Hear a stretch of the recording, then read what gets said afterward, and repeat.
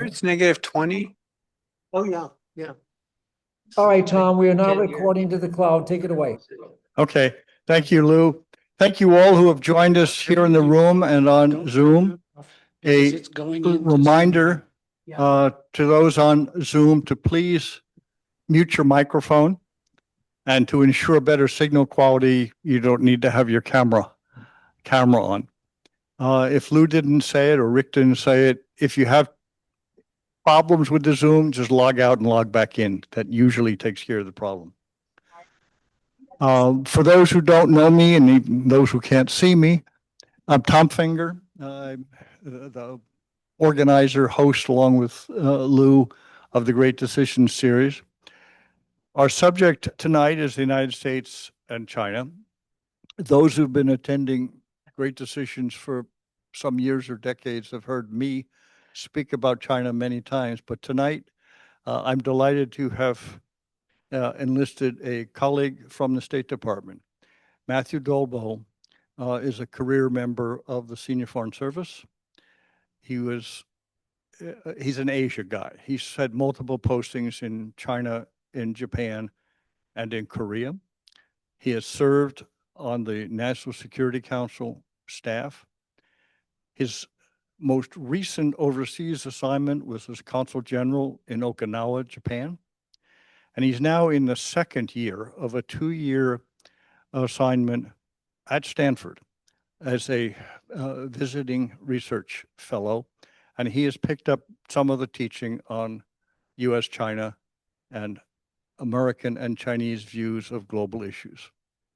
So I don't want to take any more time from the substance of the program.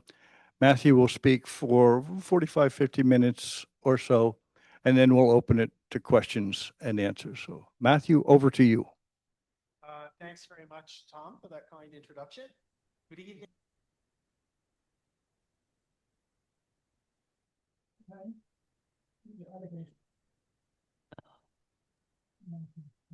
We have no mic. We don't have sound. Working.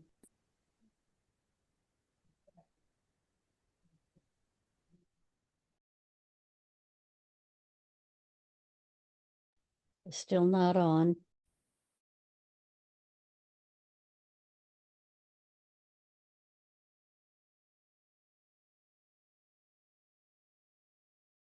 Mute. Now I have unmuted. Hello, those of you online, are you able to hear me now? Yes, gotcha now. Great, thanks. So Tom, thanks so much for that kind introduction. Good evening, everyone, both here in the room as well as online. I wanted to begin actually by applauding all of you for contributing your time, not just tonight, but over the course of the Great Decisions program, to study contemporary international affairs. As we can all see from events just this past weekend, US foreign policy has an outsized impact, not just on the United States, but around the world. And therefore, educating yourselves on these topics is an investment in your citizenship. And as a result, it's an investment in our democracy.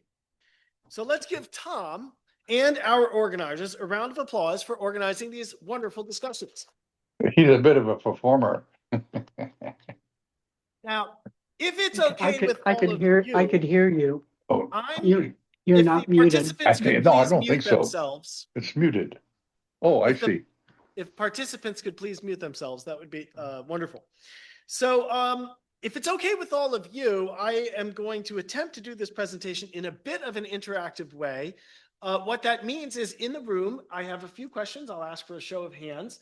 And online, if you're answering yes to my question, please use a thumbs up and I'll just see how many there are. So before we dive into tonight's article and the meat of my presentation, I first wanted to get a sense of where you all are at in your study. So first, in the room, as well as online with the thumbs, by a show of hands, can I ask, how many of you have ever been to China? Wow, that's more than I had expected. And when was it? 2017. That's interesting. And let me ask again, how many of you have been to China in the last 5 years? That's also more than I expected. Now, are there any people in this room who, or online, who have studied the Chinese language? Anyone online? Good, I see some.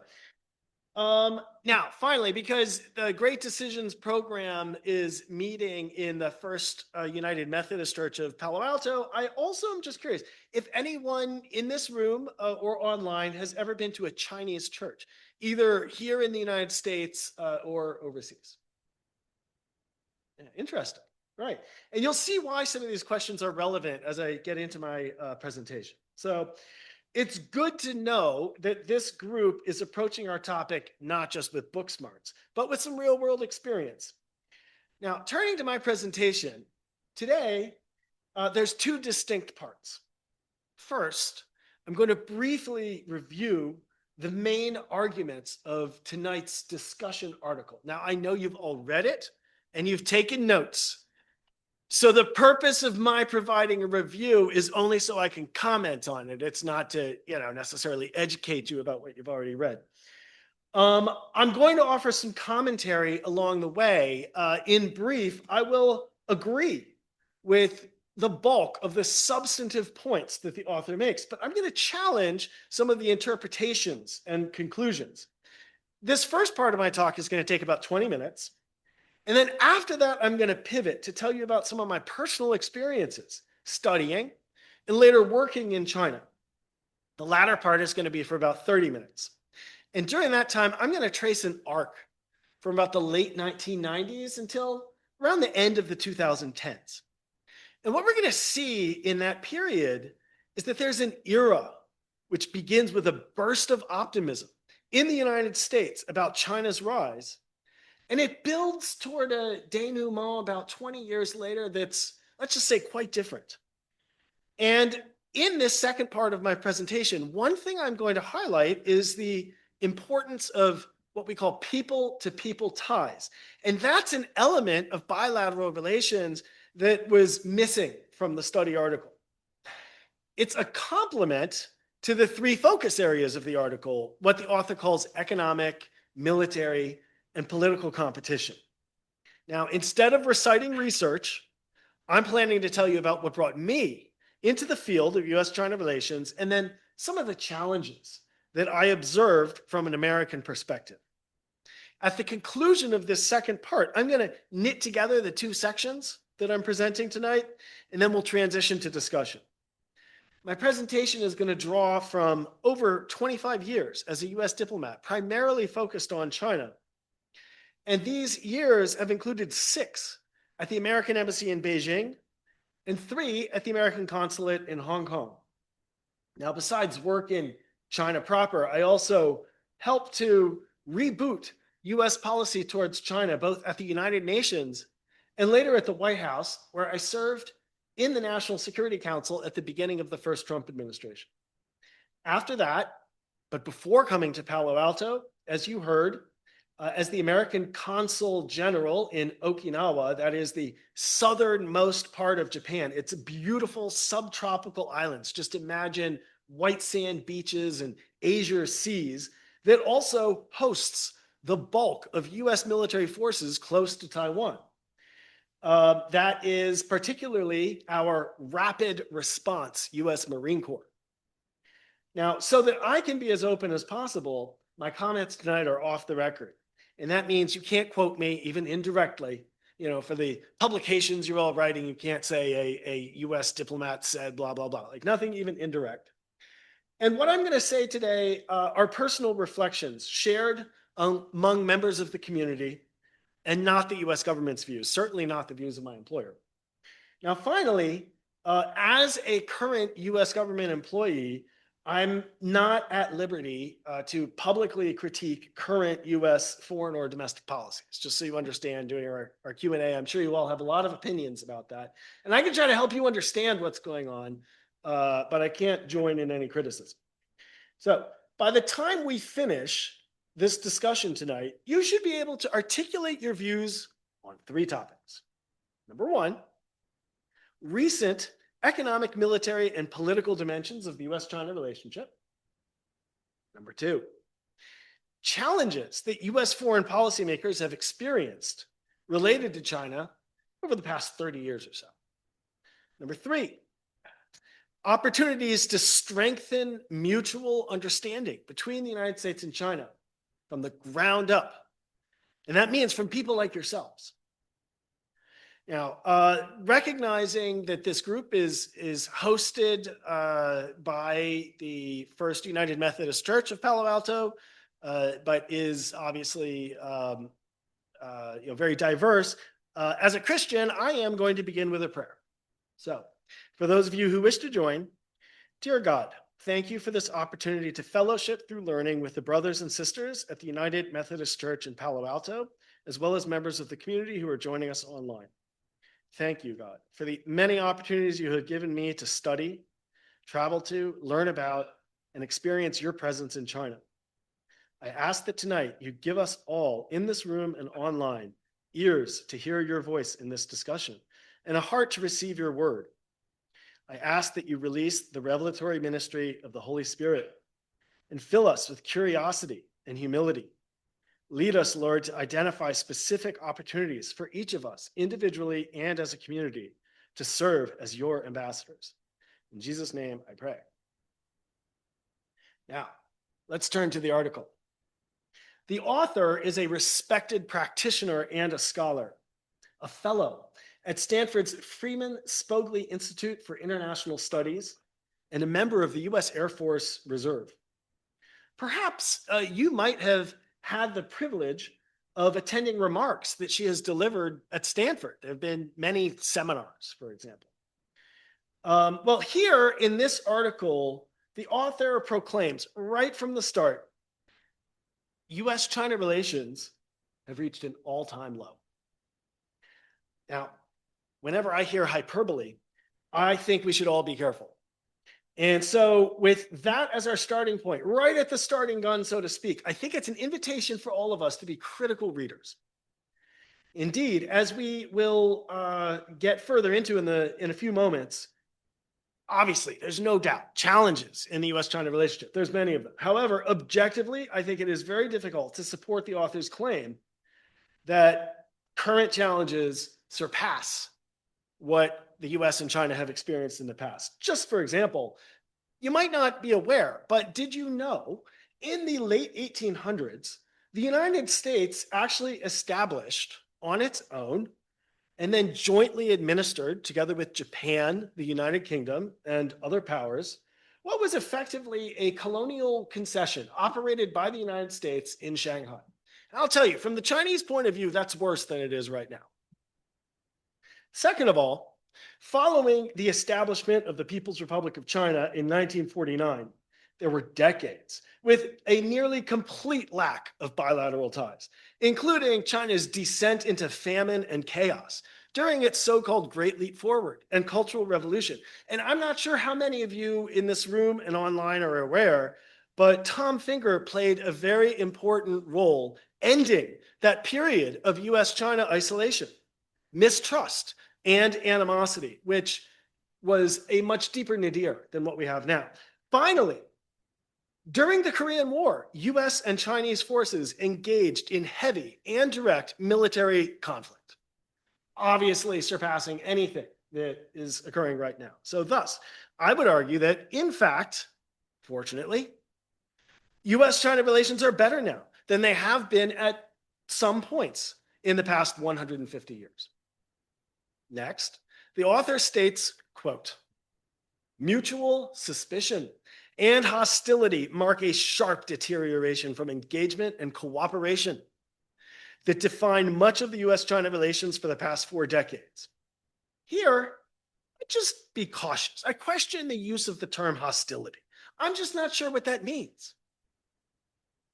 For example, armed hostility is lower now than it has been in the past. But stepping back, let's say we're talking in terms of a metaphor. As you're going to see from the second part of my talk, if we get outside of those official channels between our two nations' capitals, I believe there's actually a well of mutual admiration, and I would even say grudging respect between our two peoples. Just a few days ago, the New York Times ran an article on a youth trend in the United States called, get this, China maxing. What is China maxing? That is when young Americans are discovering through social media, short form videos, and adopting centuries old Chinese health practices. People in their teens and 20s who no longer drink cold drinks, they'll only drink hot water now because that is a way to prolong your longevity. Now, that is certainly not hostility.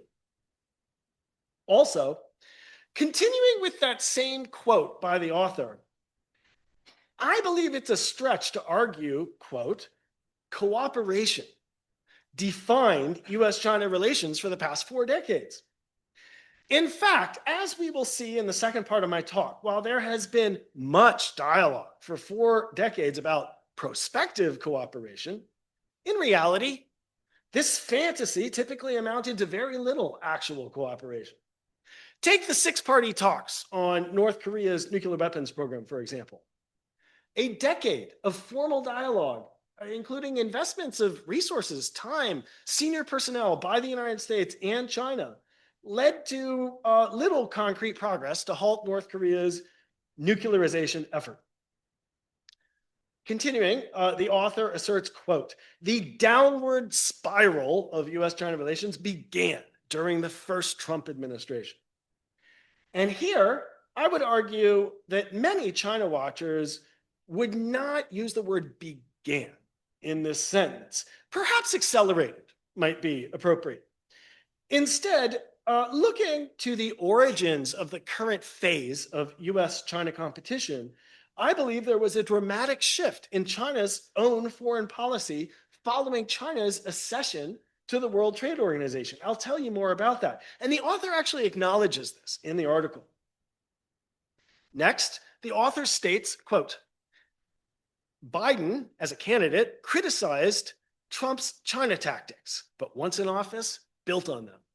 And here I agree. And I want to highlight that this fact is actually one of the most significant recent developments in US-China relations. That is the bipartisan consensus within the United States that emerged following the first Trump administration.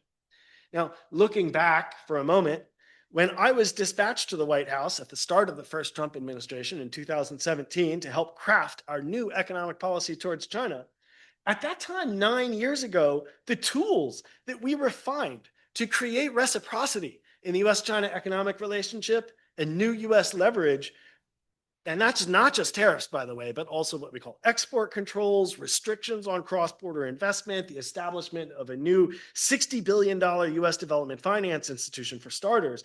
These new tools finally allowed the United States to begin to tackle China's abuse of the international trading system. Now, in 2017, this was really controversial at the time. So their bipartisan adoption, which the author acknowledges, is a significant US political development. As a result, the author concludes this section by saying, while each of the past 3 administrations differs in their execution of strategic competition with China, the overall objective has remained the same: compete with China to maintain US dominance in the international system. And so that's the bottom line that I think you want to take away from this article. Turning to the 3 main subject areas of the article, number 1 on US-China economic ties, the author concludes that, and this is quote, as a result of China's unfair trading practices and their growing impact on US competitiveness, prosperity, and power, bipartisan US economic strategy toward China shifted towards protectionism. Now, that's a very fair assessment. Next, on the military front, the author writes that US-China competition, quote, has ramped up in recent years in large part because the Chinese military has become more active in the region and more threatening to American partners and allies. The author notes, for example, quote, Chinese ships and aircraft have rammed Filipino naval, civilian, and research vessels and harassed them with water cannons and bladed weapons, while China itself has increased military cooperation with Moscow during the conflict with Ukraine, including joint nuclear-capable bomber patrols near Alaska. The author notes there's been an increase in unsafe intercepts of US aircraft. Now, all of this, I think, should be a cause for concern for any American. And I would just add, from my perspective as the past U.S. Consul General in Okinawa, who directed U.S. diplomatic engagement in Japanese islands near Taiwan, what I saw there on the ground level was that these new aggressive Chinese military operations drove local populations into the US embrace. For example, when China shot ballistic missiles over Taiwan following former House Speaker Pelosi's Taiwan visit, these landed just off the coast of these Okinawan islands. And local fishermen were stuck in their ports as a result of this and other Chinese escalations. And ever since then, the fact of the matter is, even including the Japanese national elections, which took place 2 weeks ago, local political factions in Okinawa that support the US-Japan alliance have won nearly every single election. And that's a new development compared to the way we would think of Okinawa in the past. Now, finally, the third substantive part of the author's article describes what she calls a new era of political competition, noting that US policymakers broadly agree on 3 areas of concern. Number 1, Chinese investment in US critical infrastructure. Number 2, what she calls cyber threats. And number 3, US dependence on rare earth imports processed in China, which the author notes China has weaponized in the past. In the realm of diplomacy, the author also adds that China has undertaken a much more assertive role abroad ever since inaugurating a $1 trillion global development initiative called the Belt and Road Initiative in 2013. So, in sum, in the study article, the substantive catalog of US-China competition in economic, military, and political domains is largely accurate. However, I nonetheless disagree with the scholar's synthesis and conclusions. Number 1, US-China relations began to deteriorate well before the second Trump administration. As China changed its decades-old foreign policy, adopting a series of initiatives that threaten the United States in the economic, military, and political domains. And the author documents these in the article. And number 2, as I said, despite this downturn, we are nowhere near an all-time low in US-China relations. So with that, I'm now turning to the second part of my presentation. But before I do it, does anyone have any comments on what I've said so far? Anyone in the room disagree? Okay. I am going to turn now to personal reflections on US-China ties from the 1990s to the late 2010s.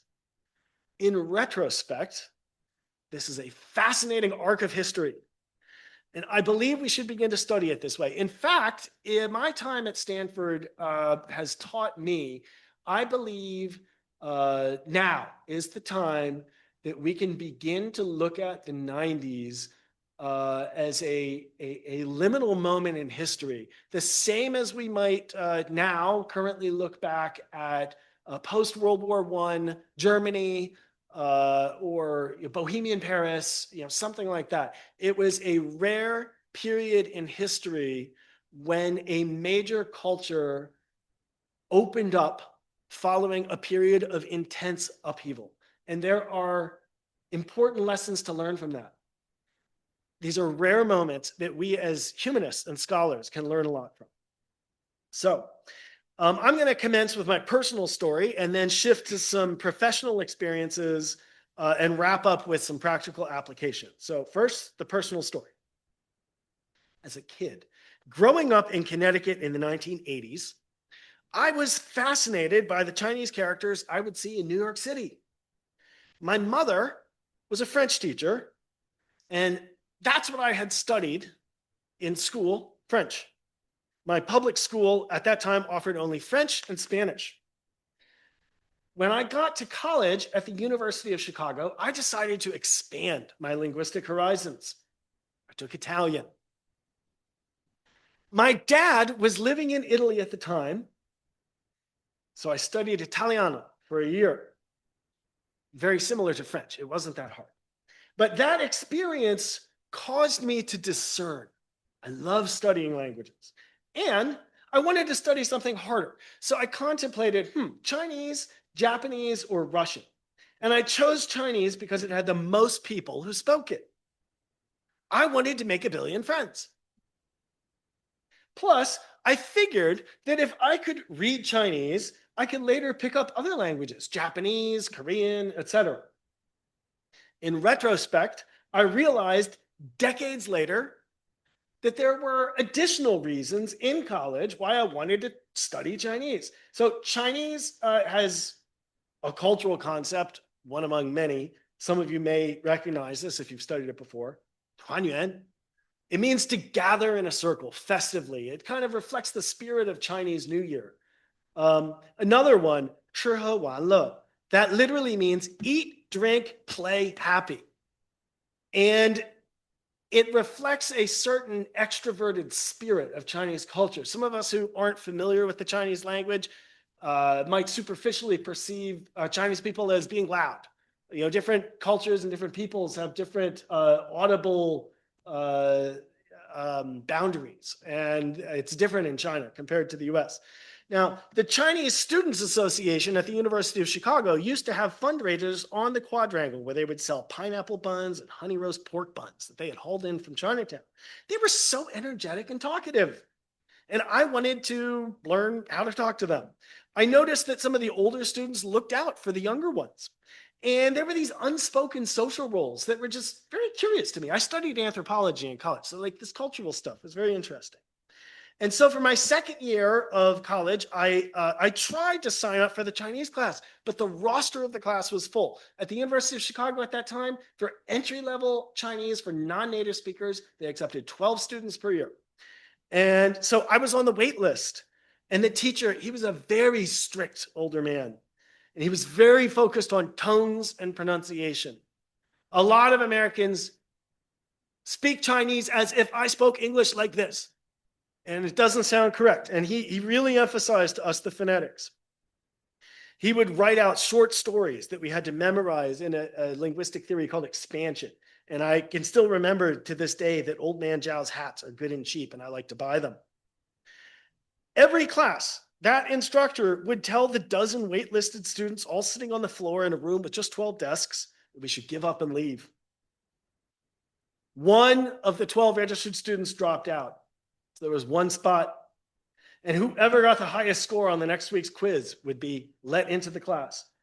Now, I went to the language lab more that week than I ever have been to a language lab since then, and I've studied a lot of languages, and I scored my only 100% on a Chinese test ever. Now, this teacher is now retired and living in Southern California, and it's been my privilege to take my children to go visit him. And I've become friends with his son, who lives in Hong Kong. He had a very deep impression on me, and I learned later he's a Christian. So in college, I also watched Chinese movies for the first time. I was initially drawn by what are called fifth-generation masterworks by directors like Zhang Yimou. You might know names like Raise the Red Lantern. And I later discovered Hong Kong film, in particular a director named Wong Kar-wai, and decided as a consequence of those movies that I needed to learn Cantonese and moved to Hong Kong. Wong Kar-wai is widely considered one of the world's finest auteur filmmakers, most famous for the 2000 film In the Mood for Love, which portrays understated grief and longing in a sumptuous 1960s Hong Kong decor. So the summer following my second year in college, after taking 1 year, I also joined a Chinese immersion program in Beijing that was run by Princeton University.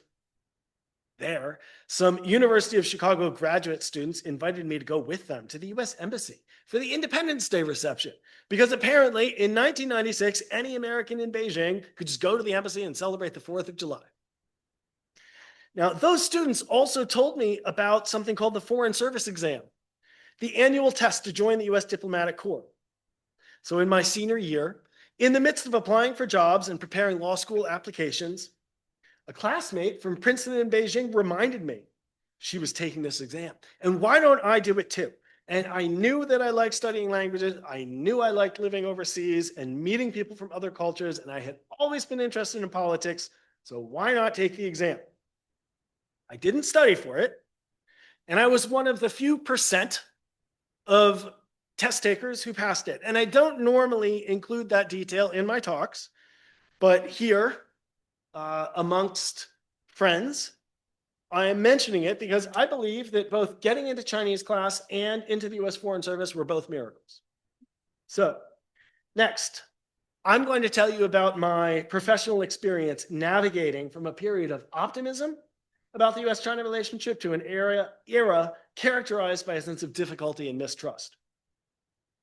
I joined the Department of State after graduating from college in 1998. And to be honest, I felt like a fish out of water.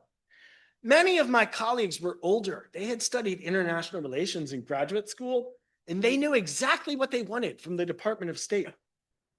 But I used to sit in the back row with my notepad and practice writing Chinese characters sometimes when the orientation lectures became dry. Now, this era, the 2000s, was a time of huge optimism about the US-China relationship. A few months after I joined the Foreign Service, the United States and China reached an agreement about China's accession to the World Trade Organization. At this time, there was a widespread belief in Washington that by inviting China into the WTO, China would become a stakeholder that supported the global system that the US and its allies had created after World War II. In fact, in a 2005 speech, then Deputy Secretary of State Robert Zoellick, who had helped to negotiate that WTO accession agreement, called on China to be a responsible stakeholder by using its influence to draw wayward nations such as Sudan, North Korea, and Iran into the international system. And he led the United States to launch a new strategic dialogue with China. So when I got my first assignment to the economic section of the US Embassy in Beijing in 2006, one of my assignments first was to work with the White House to explore, again, in the economic section, how we could take that WTO agreement a step further. We launched what were called exploratory talks with China about the possibility of negotiating a US-China bilateral investment treaty, or BIT. What's a BIT? That's an agreement between countries that ensures companies from country A, let's say the United States, have what we call market access to set up investments in country B, let's say China, and then guarantees that country B is not going to just expropriate away the value of those investments. And BITs are significant to the US economy. The WTO focused on exports of goods. And the US economy in the 2000s was shifting from manufacturing goods to creating services, where the US has a competitive advantage. Now, in order to export services, finance, legal services, media, entertainment, information, logistics, transportation, you have to actually have a presence in the other country. You can't put Wall Street and Hollywood on a ship. You have to be there. And however, at that time that we initiated optimistically those discussions about the next step to strengthen the US economic partnership with China, China went in a really different direction. Beginning in 2006, China adopted a series of policies to restrict foreign investment into an ever-expanding list of what it deemed sensitive sectors. China blocked a series of high-profile foreign acquisitions. And then in 2006, China created a series of new, vague, and overlapping licensing and approval requirements, one after the other. Investment approvals, monopoly reviews, indigenous innovation policies. And part of my job at the embassy in the economic section was to catalog these proliferating and often vague and often duplicative regulations to advise our BIT negotiating team. Now, I finished that assignment in 2009 and went to Hong Kong. As an aside, speaking of Hong Kong, 2009 to 2012 was also an era of optimism among US-based China watchers. Social media was really exploding at this time, and some people in the US believed that social media was going to lead to information liberalization in China, and Hong Kong would be on the vanguard. In addition to microblogging, firms had not yet developed the algorithms that we would now lament trap their users in doom scrolling. So as a result, working at the American consulate in Hong Kong, we were able to conduct innovative and impactful communications operations in a Chinese cultural environment. For me, it was so fun to be creative with visual communications. For example, picture this: a US aircraft carrier parked in front of Hong Kong's iconic skyline. For us as diplomats, that speaks more clearly about the US enduring commitment to the Indo-Pacific than any speech. Now, for this audience only, and I'm happy to discuss this more after my presentation, it was in Hong Kong that I had a born-again experience. Without delving too deeply into the details, let's just say I grew up in a Lutheran family, and when my parents got divorced when I was 11, my parents stopped going to church. And so as a result, from around age 11 to 35, I was really a lost lamb. But a brother of mine at the embassy in Beijing really encouraged me to find a church that had an active small group. And when I arrived in Hong Kong, someone I had known from the University of Chicago invited me to join theirs. And I really grew in a distinct ministry there that served the international expat community, including brothers and sisters from the United States, Europe, Taiwan, and other locations.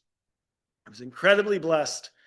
For example, my experiences volunteering with this church at an orphanage in Fujian, China, really repaired my perspective on family. And so as a result, when I was sent back to the embassy in Beijing, I brought with me a different perspective on the community. And we can talk more about that later if you want. And later, when I was assigned to the United Nations and even Singapore, would you believe that small church in Hong Kong actually opened branch offices there right when I went? So I was able to maintain this fellowship with a very small international community over a period of a decade. So when I returned to Beijing in 2013, there was at that point intense speculation among the China watching community that China's new leader, Xi Jinping, was going to be the one, kind of like Neo in the Matrix. He was going to be the reformer. Now, in the embassy's economic section, again, I was now leading a team that not only advised the BIT negotiators, but also looked at China's own ballooning overseas investment outside of China. Starting in 2013, China rolled out one after the other a series of global economic programs, starting with what's called the Asia Infrastructure Investment Bank. It's like a parallel to the World Bank, headquartered in Beijing. The One Belt, One Road initiative that evolved into the Belt and Road Initiative. And I would say die-hard believers in DC in the responsible stakeholder theory hoped that now that China was investing abroad, that would make it a stakeholder, not only invest in infrastructure in Afghanistan, for example, but contribute to US counterterrorism missions there. But instead of becoming a stakeholder in the institutions that the US and its allies had created after World War II, other people perceived that China was actually creating parallel institutions that were more under its own sway. Now, another key development, I believe, occurred in 2015. That's when President Xi met former President Obama in the White House Rose Garden, promised China was not going to militarize the South China Sea. And instead, China built bunkers and deployed forces there, and provocations in that region have intensified since then. So I would argue that the responsible stakeholder concept that had framed US and China engagement for over a decade, it was by then tottering. In 2016, it had like a last gasp. Like if you think of the stock market, like AI investing, sometimes before the crash, there's like this parabolic like surge upward. And that's kind of what 2016 looked like. There was something called the strategic dialogue that Deputy Secretary Zellick had inaugurated. It had morphed into something even bigger. It's called the Strategic and Economic Dialogue. And this was the main venue for the United States and China to discuss and negotiate cooperation around the globe. From peacekeeping in Sudan, we were talking about cooperating on that, to Afghanistan reconstruction, combating climate change, deforestation, and stopping marine litter. Now, The 2016 S&ED outcomes document noted, for example, minister level events on Afghanistan's peaceful development, UN sub-dialogues on Africa and Latin America, joint training of Afghanistan diplomats, mutual participation in the 2016 World Humanitarian Summit.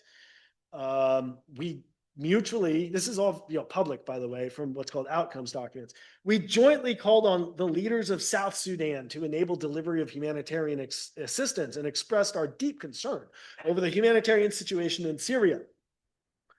We explored cooperation in Timor-Leste on aquaculture and trilateral cooperation on food security in Africa and building health capacity in Sierra Leone. In 2017, after the election of the Trump administration, the new U.S. administration conducted a review of this strategic and economic dialogue, decided that a lot of it was theater that didn't really achieve very much, and scaled it back.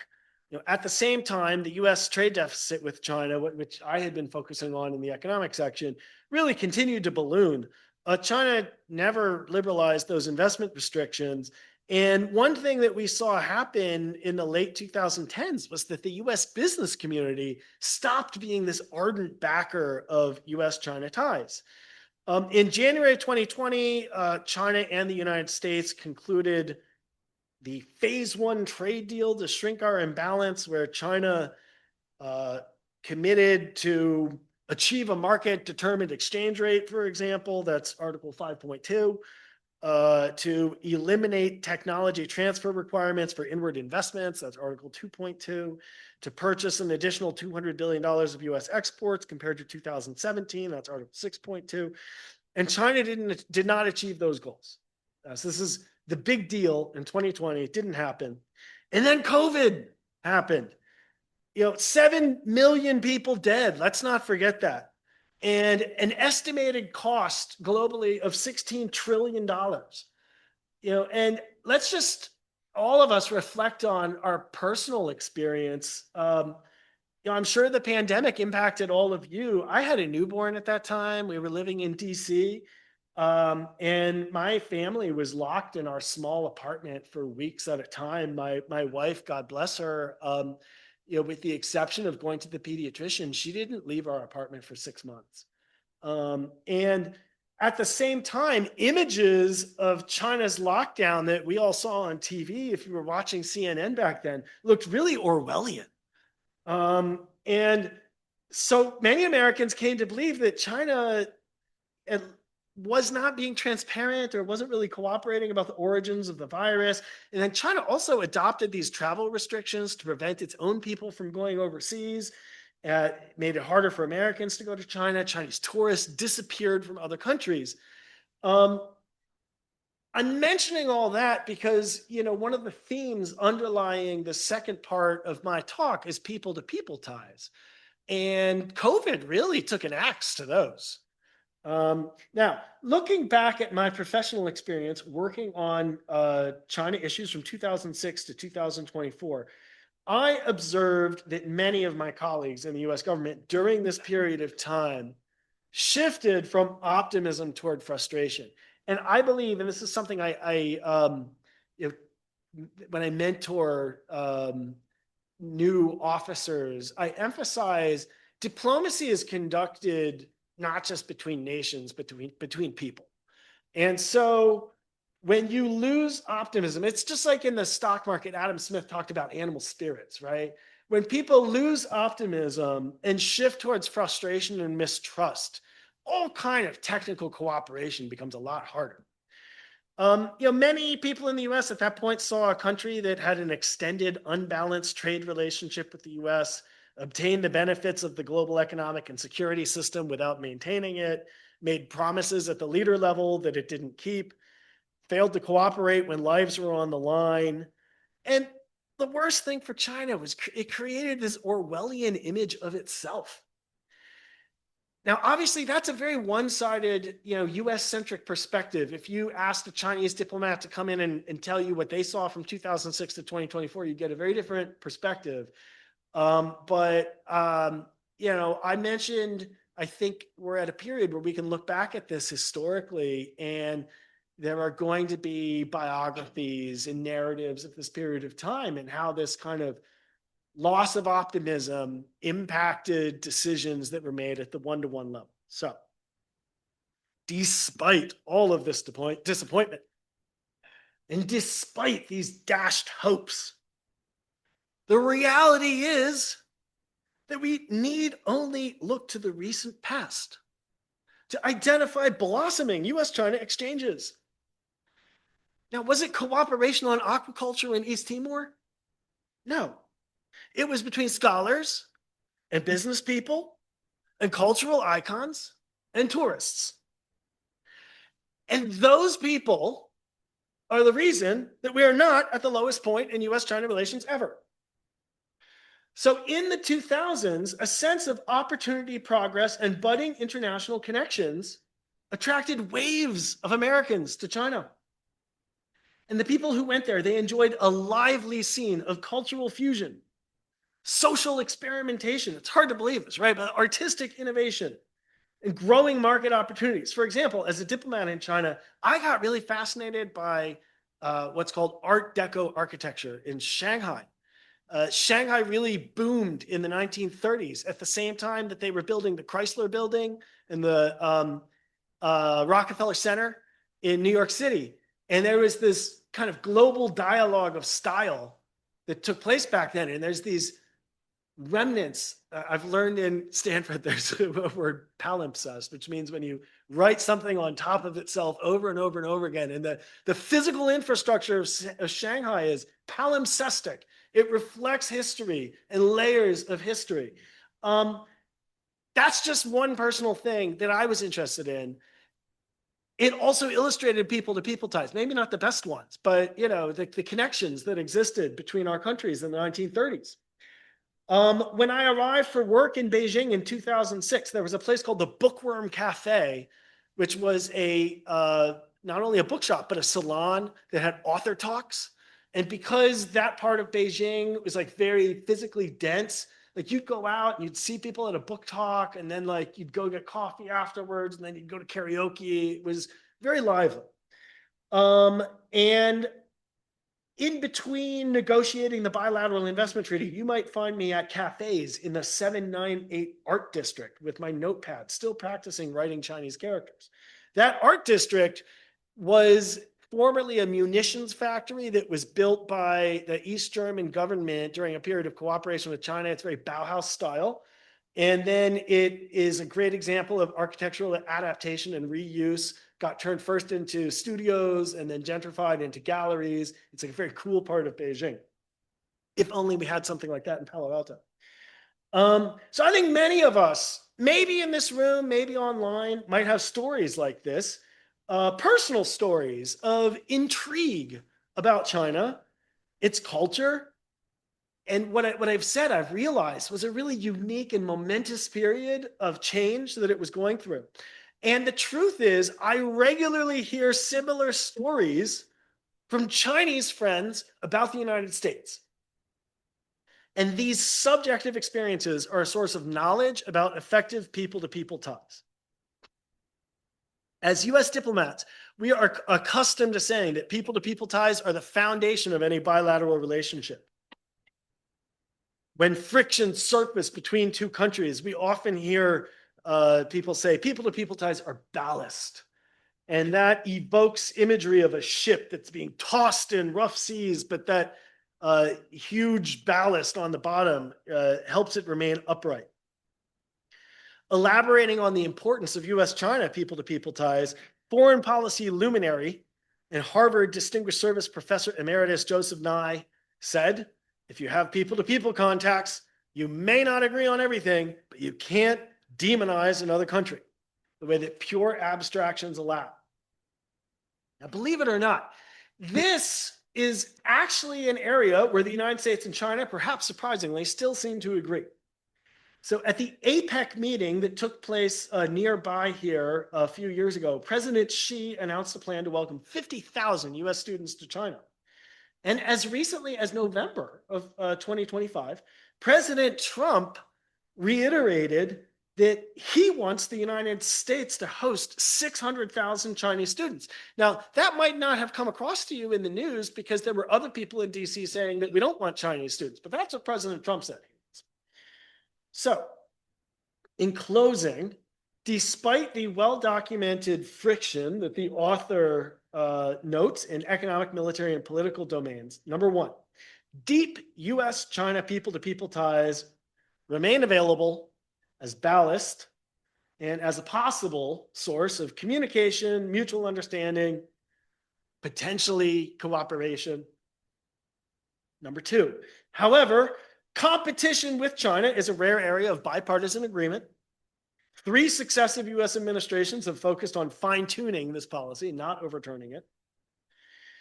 Number three, the genesis of this US policy was longstanding imbalances in the US-China relationship, frustrated hopes by US policymakers, and new policies China adopted.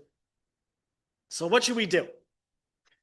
In my experience as Americans, we benefit greatly from freedom of information, and our openness to dialogue makes it really easy for us to self-reflect.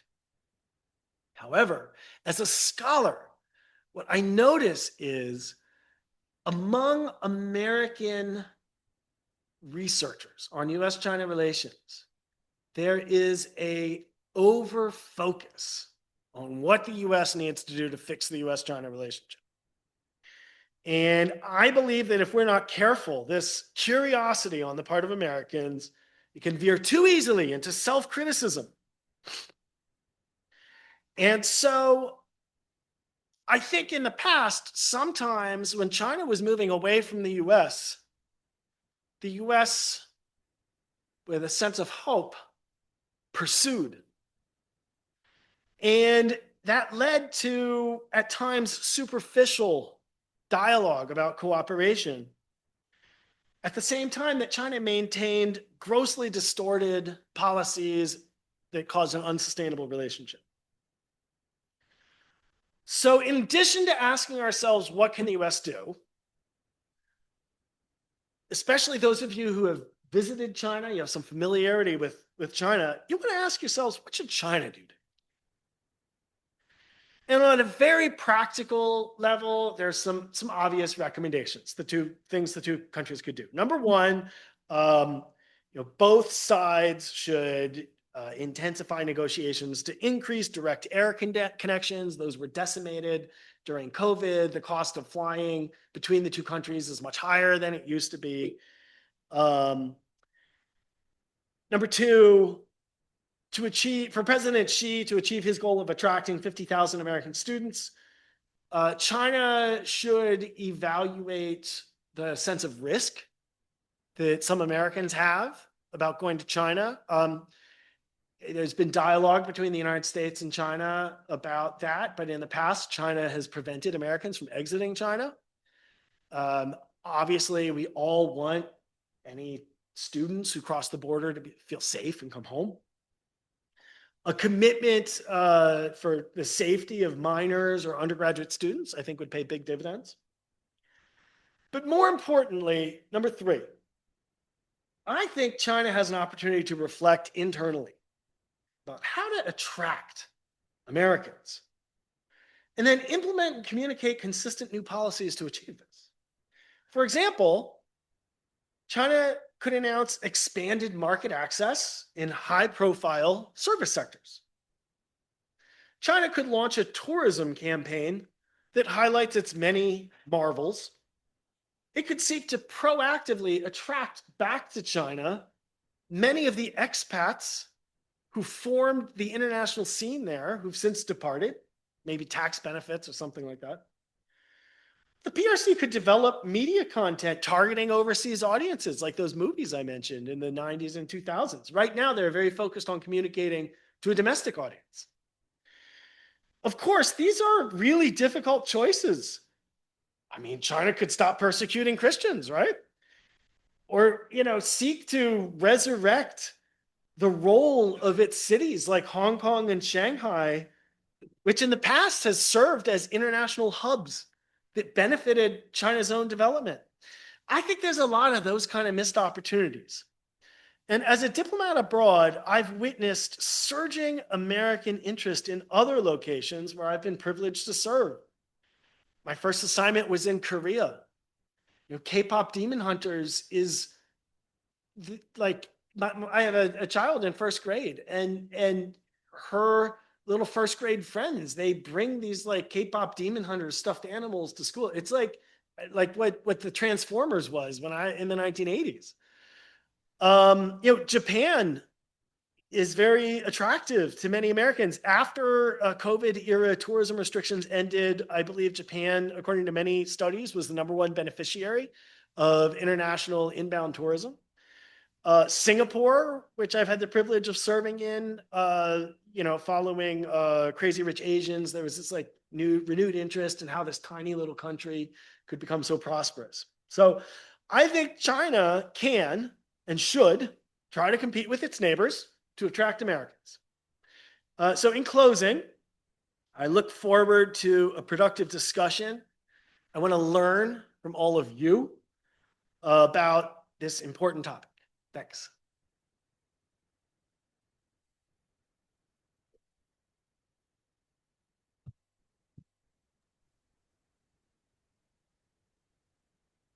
Thank you. Thank you, Matthew. Is this on? Yes. Okay. I'm going to moderate rather than comment, with the exception of an opening question, or at least that's the plan. That the 4 elements of the relationship that you mentioned, all are important, all are interconnected.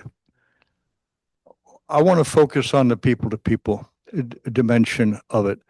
Having been there at the creation of our policies with China in the 70s, creating opportunities for people-to-people ties was central to that. In part because that's the way America does stuff all around the world. If we're going to interact with China, we had to have that as well. But somewhere between an assumption and a lesson learned from experience, we knew that despite the honeymoon-like vibes in the late 70s, early 80s, things were going to get rough. They were going to get rough in economics. They were going to get rough in military. They're going to get rough in political arena. Hopefully not at the same time. But that we needed to stabilize the ballast, as Matthew related to it. And a key element of that was people to people. So that the basic assumption, things are going to go bad. We want to make it such that they don't all go bad to the same degree at the same time. And the people-to-people element of this, individuals, tourist to tourist, university to university, firm to firm, piece of the bureaucracy to piece of the bureaucracy, military to military, professional association to professional association. Part of that was exposure and building constituencies that would support stability in the U.S.-China relationship. A portion of it was building mutual stakes and interests in the relationship. American individuals would have a stake, and Chinese individuals would have a stake, a personal stake, also institutional stakes. This was one of the hardest points. Matthew generously made reference to my role as a below the radar, easily disavowed Ford and Carter and Reagan administration builder of the relationship. We saw this as fundamental to stabilize and to enable us to do American corrosive magic in China. The Chinese didn't want it. They wanted everything to be government to government through these official dialogues. So it was a constant struggle to get it. So we don't know how to do it any other way. This is the way we do it. And their desire for development and growth and a relationship with the United States caused them to temporarily put aside their concerns. So I'll end with it, what Americans regarded as a critically important stabilizing dimension of the relationship, the Chinese from the get-go saw this as a deliberate effort to build points of leverage and vulnerabilities in the Chinese system so that we could influence or bring about regime change. In roughly 2008 or 9, for reasons Matthew could talk about if he wishes, but China decided that the risk of these people-to-people relationships, firm to firm, all of that, was too high. And they began, absolutely agree that every one of these decoupling is initiated on the Chinese side. They did it for self-protection. After they did it, Americans hung in there for a while and then basically lost interest and have shifted to other parts of the world to do things. So the question at the end, or the invitation for additional comment on this, is given what I would call a pretty fundamental difference in American government and societal approaches and Chinese government approaches, Chinese society likes the people to people. I have the exact same set of experiences that you do here. Is this something that is an asset we can build on here, stabilizing and improving, or it's just so neuralgic to the Chinese that we ought to soft pedal it for a while? Well, Tom, that's a great question. The background that you Oops. I would say it's an asset. He's on. Volume. Something happened to your audio. Why is he on mute? You're not on.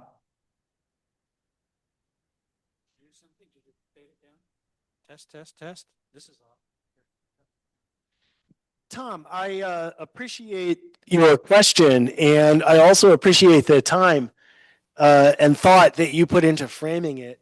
And I want to thank you for your service and your contributions in establishing those ties, at a period that this required real creativity and an awareness of Chinese culture and American politics, a real essence of diplomacy. In answer to your question, I think that people-to-people ties are obviously an asset that the United States can build on. I think that the United States needs to be strategic about it. I think that we want to see China welcome, as we've said, investors, students, scholars, tourists. I think the United States in general is quite welcoming. When I say be strategic, obviously we don't do any of this blindly. The U.S., given the concerns about protecting American infrastructure, cyber vulnerabilities, those sorts of things, obviously anybody who visits the United States, we need to make sure that they're doing things lawfully. So in that context of promoting ties between our two countries, I think it's really at that foundational grassroots level where there's still room to explore new opportunities and explore boundaries. The phenomenon that I mentioned called China maxing on short form video and social media, I understand came about in part because some young Americans began to explore a Chinese app called Xiaohongshu, the Little Red Book. I think that to the extent China is able to identify venues, tools, or channels where it can allow that type of cross-border kind of people-to-people dialogue to occur, it generally is going to be in China's interest to do so. And it's, I think, as you've identified, I think those ties, preserve ballast and opportunities for the U.S. in the long run. Okay, let me start with questions in the room. You're gonna have to use.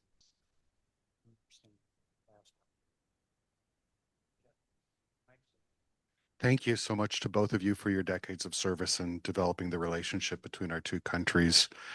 Thank you so much to the both of you for decades of service developing the relationship. Recently, the press have been making a fair bit out of the new prime minister in Japan, Sanae Takaichi, and the fact that she's a conservative and leads a conservative supermajority. I guess more than 2/3 of their parliament. I'm not sure how it works, but apparently that gives them the power to change the constitution of Japan and be more assertive militarily. The suggestion in the newspapers being that this is somehow changing the calculus and invading Taiwan, China invading Taiwan. What do you make of that? I mean, have been there or are there. Do you think there really has ever been a sort of China strategy towards Taiwan where China doesn't assume that Japan goes in with full force once America starts fighting to protect the island? Just very interested in your thoughts on that development.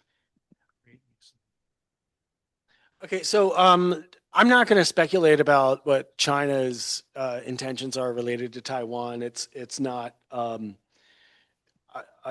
I don't want to kind of try to get into the Chinese mind on that. With regard to Japan, based on my experience as Consul General in Okinawa, we often say the U.S.-Japan alliance is, this is the phrasing, the cornerstone of peace, security, and prosperity in the Indo-Pacific and across the world. And it's been that way for 7 decades, and it's never been stronger. I think that's fundamentally true. The American and the Japanese people, similar to how I describe people-to-people ties here, share deeply rooted values of defending freedom, of championing economic opportunity, and even promoting the development of democracy and the development of other countries, looking at cooperation that has existed between the U.S. and Japan abroad.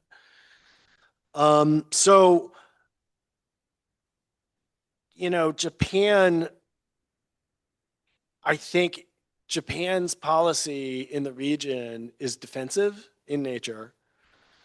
I think that, as I indicated, we've seen a real shift in local Japanese politics down at the municipal level where people feel more threatened than they have in the past. I think that could relate to changes in the regional security situation, changes in technologies, also changes in China's behavior. And when people observe military technologies being deployed on their doorstep, they want to invest in defense. So for me, it's not really a question of, China's intentions or Japan's, policy related to Taiwan. It's a question of Japan wanting to defend itself and defend its people when there's very threatening activities just off the coast of some of its islands.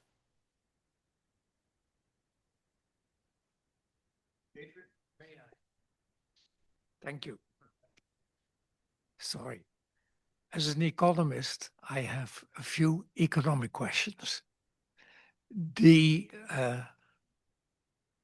At the moment, we have a very dislocated balance of payments with China, meaning that we have a very big debt to China in money. How do we, or should we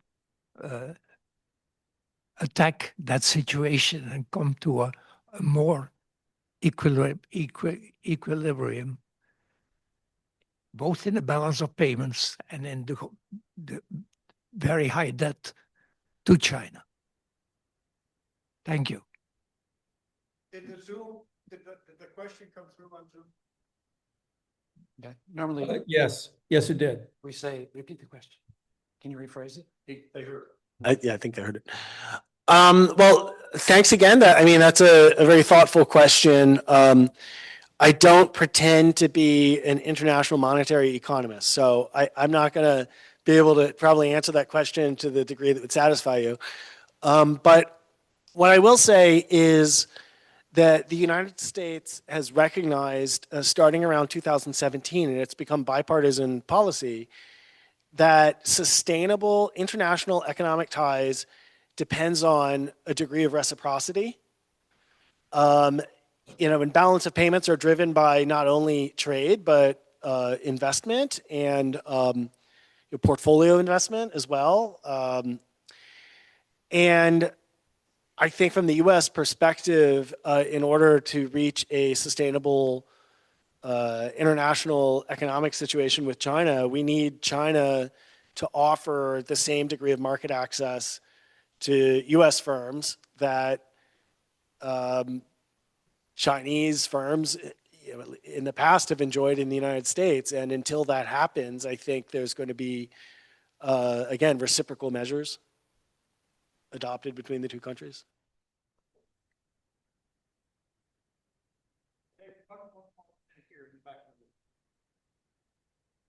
Turned on?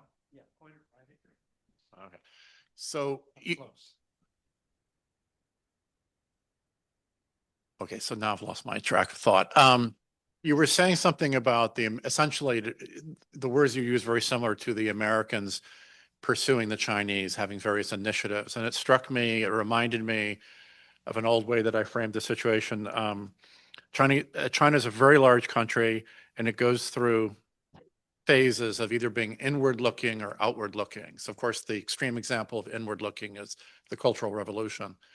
From that very simple perspective, do you think that Americans and the American government are just not aware of these phases?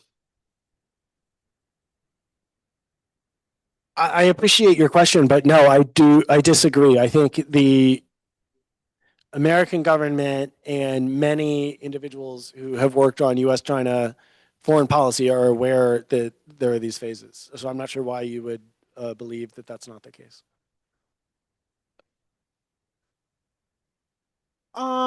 My personal belief is, just like when we talk about markets, people can reach a collective euphoria based upon hopes of future profits.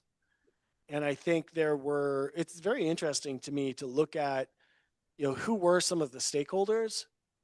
We talk about, the phrase was responsible stakeholders, but who were institutionally individual people that really advocated those policies?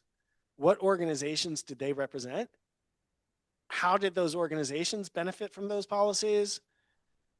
How did those people adopt a kind of mindset where they saw those benefits as being natural, an uncritical mindset? I think that's where the euphoria came from, is more from the benefits, not that accrued to in a irregular way, right? So we can't say that form of engagement, overall benefited the American worker at all, for example, but for specific individuals at specific institutions, that ideology aligned with a certain worldview that paid off, or where there were hopes for it to pay off. I mean, maybe I'm intellectually, I think there's obviously different ways you could attack that problem, but my University of Chicago background is always one that questions conventional wisdom.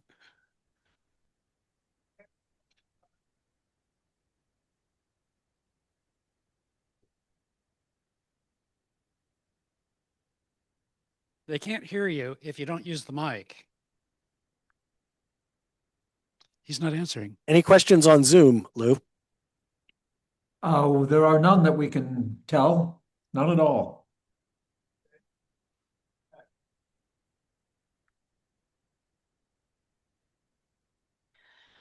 My parents were teachers of English to English teachers in China for the school year 85-86 and then again in 89-90.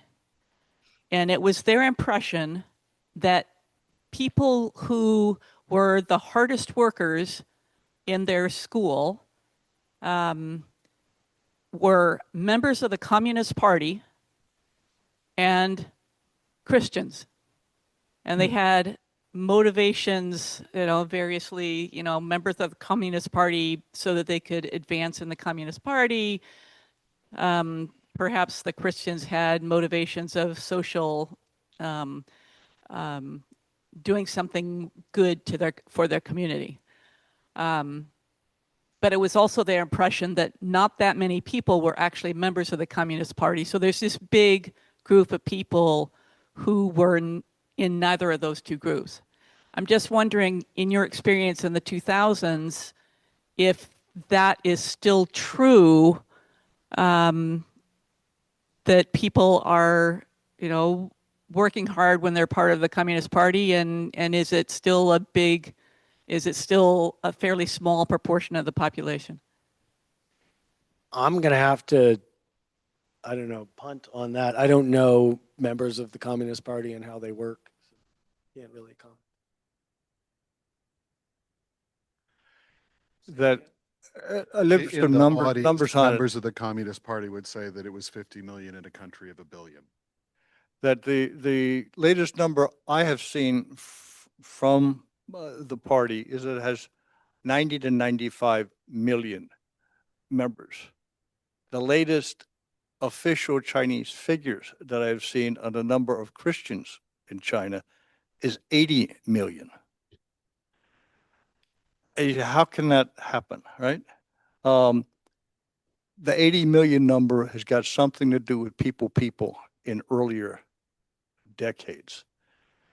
The 90 or 95 million in the party, you have to multiply that by at least 4, maybe 5 members of the family who have the same stake in it. So the numbers can be tricky. While I've got the mic on Adrian's question, the question in the back, since you've done it more recently than I, Matthew, so correct me if I'm wrong. But the last time I looked, the size of the U.S. trade deficit with Asia as a whole, as a percentage of U.S. GDP, has not changed much for decades.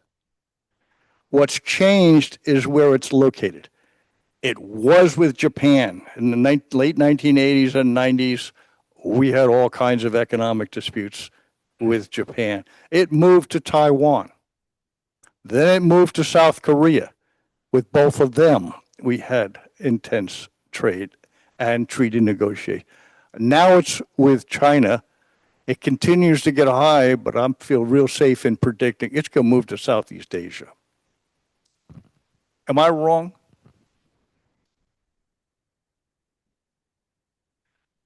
I learn from you every day. Robert, you had a question. Yeah, it's as much a recounting of my experience, if you guys will bear with me, as a question, although I'll try to put a question at the end.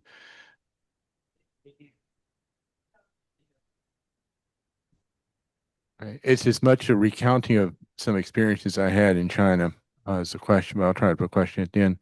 So I have one that is my personal experience, and that was when I was in Hongqiao. This is, I never can pronounce it right. It's the old imperial capital, about 70 miles west of Shanghai. And I went to a bookstore there because I didn't bring enough to read, and there was virtually nothing in the way of Western magazines, no Newsweek, no Time, I don't recall any Western newspapers, and I cannot remember my experience online because I was able to use it's more or less a VPN I was there on business and I was able to use the VPN, but the effect was I got around what's called the Great Firewall of China. I didn't feel safe probing that firewall outside of going through the employer's provided access to the internet because I was a little bit afraid. But and that's kind of my experience. The last time I was there in 2017, I kind of felt the underlying sense of fear and oppression. I'm sorry to say it that way, but that was kind of the feeling I had. It was, I always felt like everyone was being watched. So that's my personal experience. The other one is there was a very important Huawei executive who was arrested in Canada some years ago. And within days, maybe within hours, two Canadian nationals were detained in China. They were kept in China until some arrangement was made to free the Huawei executive from Canadian custody. And I forgot to mention this was done at the request of the United States. And there's a lot of politics there I don't want to get into, but it really concerned me that because the China and Canada were having a dispute over someone from China being held in Canadian custody, that in my opinion, and if you guys don't agree, please correct me, China took two people basically hostage. So I guess my question is, are there nuances here that I'm missing? And what else can you say in terms of countering the sense of this is not really a country I want to go visit? Well, I really appreciate your question. I will, with regard to your first anecdote, I would also point out my first time in Beijing was 2006 to 2009, and my second assignment there was 2013 to 2016. And I also experienced tighter information control during my second time that I was there. I attributed that more to the refinement of technology. I mentioned how when I was in Hong Kong in the intervening time, the microblogging became popular in China, and I believe that China observed that and developed technologies to monitor online activity that were more intensive than they had been during my first tour in China in 2006 to 2009. With regard to your second point, I think that's a great anecdote. I mean, I mentioned in my closing technical recommendations that what I think China needs to think about what it can do. We all should think about what China should do. I mean, here we are in this room learning, I would assume a successful business person talking about a perception of risk going to China. I think that's something China needs to address. And I might have misheard your question. I think I heard you say something like, what could I do to dispel that? That's not my job. That's China's job. China needs to figure out how to dispel that perception of risk. I think they ought to clarify their application of domestic law so that people don't feel the large degree of ambiguity that they feel about whether certain laws would be applied to them or not.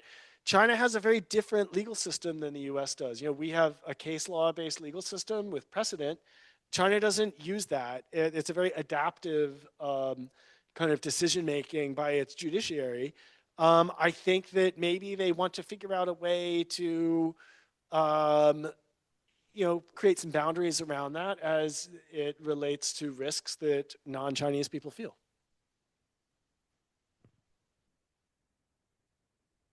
We have strict timelines, and 8:30 is the magic end of the session.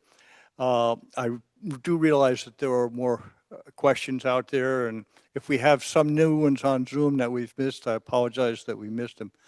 But let's join in thanking Matthew for his informative and personal observations.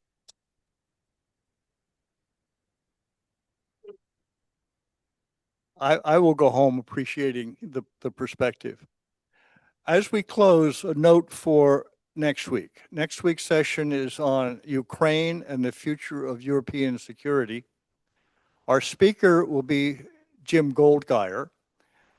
Jim is a professor at American University with a part-time appointment at Stanford. So we're going to catch him when he's out here on the Stanford portion of the year. I will be away. So Diane Allen has graciously agreed to serve as moderator here in the room.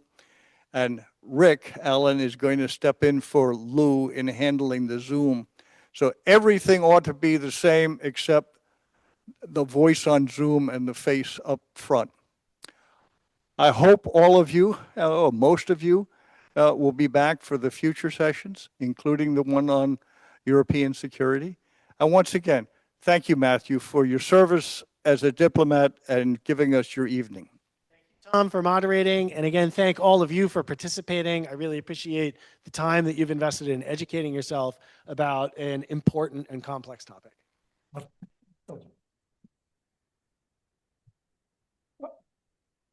Okay, I guess we're ready to conclude. Thank you very much, Matthew, for engaging commentary and your firsthand views based on your experience. We will be stopping the recording soon and then stopping the meeting. But I would like to remind everybody that we will use the same Zoom information next week. Make sure you have that handy. And I think that's all. So with that, I will stop the recording and you'll hear the message and then we'll exit the meeting. Thank you very much, everybody. Have a good rest of your evening. Bye-bye now.